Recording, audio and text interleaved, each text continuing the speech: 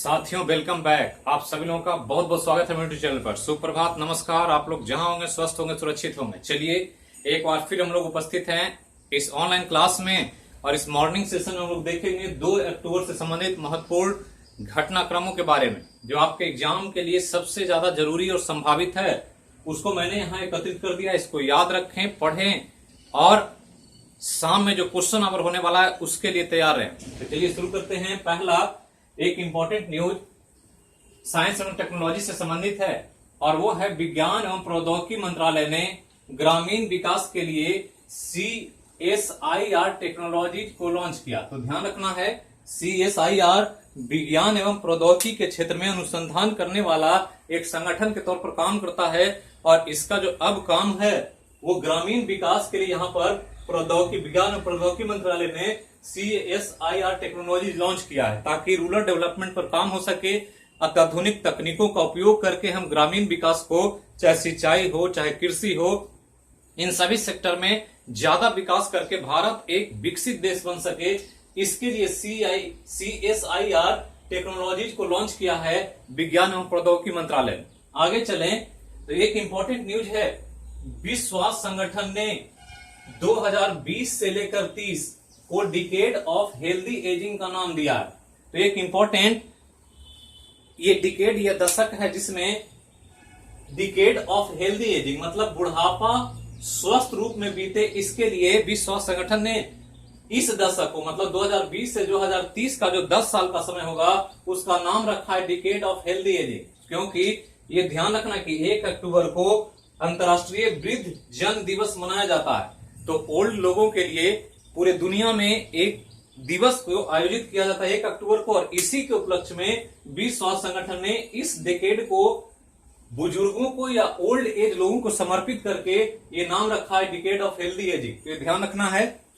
आगे चलें तो भारत का सबसे बड़ा हस्तकला और जैविक उत्पाद बाजार ट्राइब्स इंडिया लॉन्च होगा। ये ध्यान रखना, ये 2 अक्टूबर को मतलब कल लॉन्च हुआ।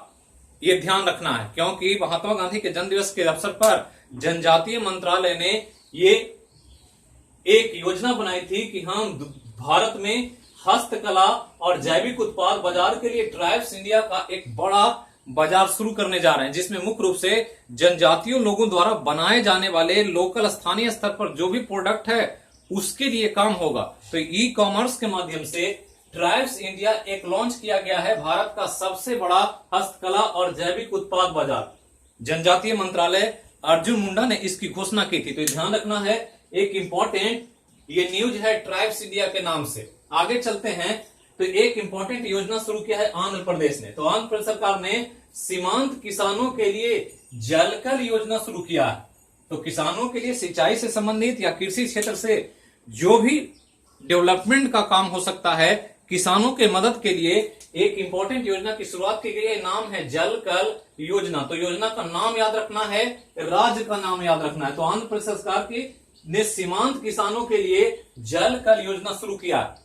नेक्स्ट जो सबसे इंपॉर्टेंट है, सब जानते हैं, 2 अक्टूबर ड्राई डे अहिंसा दिवस के रूप में मनाते हैं और इसके तौर पर 2 अक्टूबर को विश्व स्तर पर अंतर्राष्ट्रीय अहिंसा दिवस का हम लोग आयोजन करते हैं। और यूएनओ संयुक्त राष्ट्र संघ द्वारा अपनाया गया एक महत्वपूर्ण दिवस है जो महात्मा गांधी के जन्म दिवस के रूप में हम लोग सेलिब्रेट करते हैं। महात्मा गांधी के जन्म दिवस को यूएनओ ने अंतर्राष्ट्रीय अहिंसा दिवस माना है क्योंकि गांधी जी का सबसे बड़ा सिद्धांत में एक सिद्धांत अहिंसा सर्वोपरि था और अहिंसा के बल पर ही वो सारे कामों को करना चाहते थे। दुनिया को दिशा दिया कि अहिंसा के द्वारा हम सारे कामों को कर सकते हैं। जो भी हमारी योजना है, जो लक्ष्य है, अंग्रेजों को इतने कठिनता से हटाने में भी अहिंसा का सबसे बड़ा उपयोग किया था महात्मा गांधी ने। और इसी के चलते संयुक्त राष्ट्र संघ ने महात्मा गांधी के जन्म दिवस को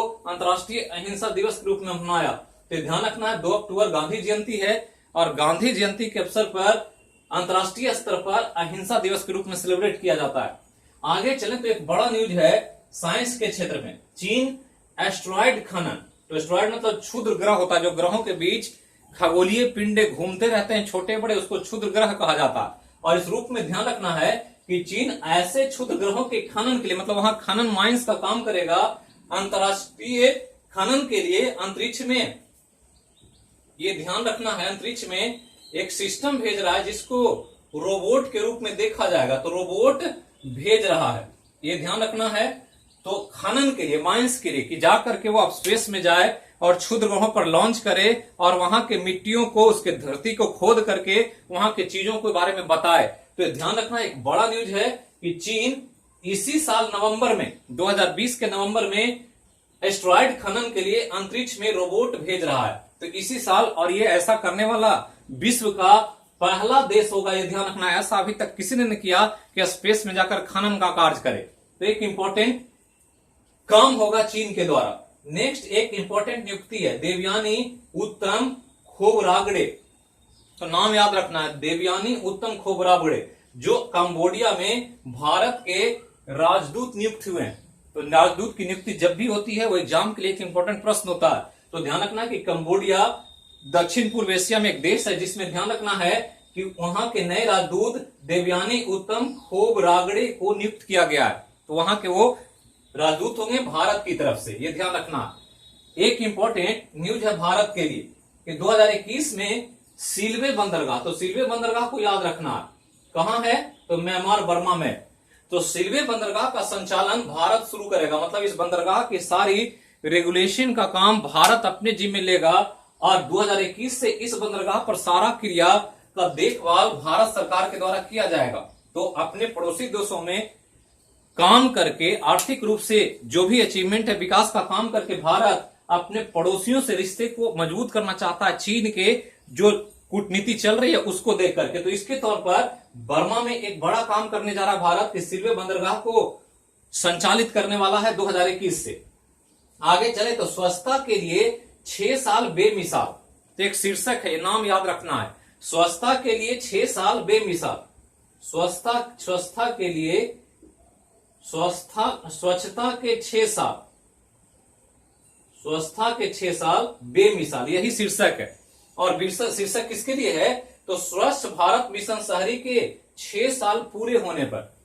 तो भारत में स्वच्छ भारत मिशन चल रहा है और उसमें शहरी स्वच्छता पर एक मिशन अलग से चलाया गया, स्वच्छ भारत मिशन शहरी, मतलब टाउन को, जो अर्बन एरिया है उसको स्वच्छ किया जाए, उसके लिए मिशन शुरू किया गया। तो इसके 6 साल पूरे हो गए और 6 साल पूरे होने पर एक वेबिनार का आयोजन किया गया जिसका शीर्षक का नाम रखा गया स्वच्छता के 6 साल बेमिसाल। तो ये याद रखना है, पूछ देगा, टैग लाइन है ये। नेक्स्ट हमने कहा था कि 1 अक्टूबर अंतर्राष्ट्रीय वृद्ध जन दिवस भी मनाते हैं। ये ओल्ड लोगों के लिए एक अलग से संयुक्त राष्ट्र संघ ने 1 अक्टूबर को इंटरनेशनल ओल्ड डे, तो अंतर्राष्ट्रीय वृद्ध जन दिवस के मनाया जाता है। और इसी के अवसर पर विश्व स्वास्थ्य संगठन ने ये डिकेड ऑफ हेल्दी एजिंग नाम से इस दशक को समर्पित किया। 2020 से 2030 का जो दशक होगा वो डिकेड ऑफ हेल्दी एजिंग के रूप में जाना जाएगा। मतलब वृद्ध लोगों के स्वास्थ्य अच्छा हो, अच्छा जीवन जी सकें, क्योंकि कोविड-19 काल में आपने देखा होगा कि सबसे ज्यादा प्रभाव ओल्ड लोगों पर पड़ा है, उन्हीं के स्वास्थ्य पर देखने को मिला। और इसी के चलते WHO ने डिकेड ऑफ हेल्दी एजिंग के रूप में 2020 से 30 के साल को घोषित किया। तो यही था आज का समसामयिक घटनाक्रम, इसको देखें। कल क्वेश्चन नंबर हुआ था आर्ट्स का, आज रात में क्वेश्चन नंबर है करंट अफेयर का, जो इस सप्ताह मैंने कराया। तो मंडे टू फ्राइडे, सोमवार से शुक्रवार नॉर्मल क्वेश्चन नंबर होगा साइंस आर्ट्स अल्टरनेट करके। सैटरडे को ये जो करंट अफेयर है उसका क्वेश्चन नंबर होगा और संडे की पाठशाला संडे को 9:30 PM में। तो इस प्रकार से 9:30 PM का शेड्यूल अपना अपने समय पर क्वेश्चन नंबर या संडे की पाठशाला के लिए 9:30 PM। घोषणा मैंने कल कर दिया था 8:30 PM, लेकिन मुझे लगा कि अलग अलग टाइम में डिस्टरबेंस होगा लोगों को, तो एक ही टाइम रखा गया है 9:30 PM। बाकी जो 4 बजे का क्लास है वो अपने शेड्यूल से सब्जेक्ट पर काम करता रहेगा, वो ध्यान रखना है। तो चैनल को जो पहली बार देखते हैं इससे जुड़े, सब्सक्राइब करें, वीडियो को लाइक करें, ज्यादा से ज्यादा लोगों को शेयर करें। तो थैंक यू, फिर मिलते हैं शाम के क्लास में। जहां रहें स्वस्थ रहें, सुरक्षित रहें, अपने और अपनों का ख्याल रखें। बोलिए देश की एकता अखंडता के लिए जय हो मैया की। Thank you.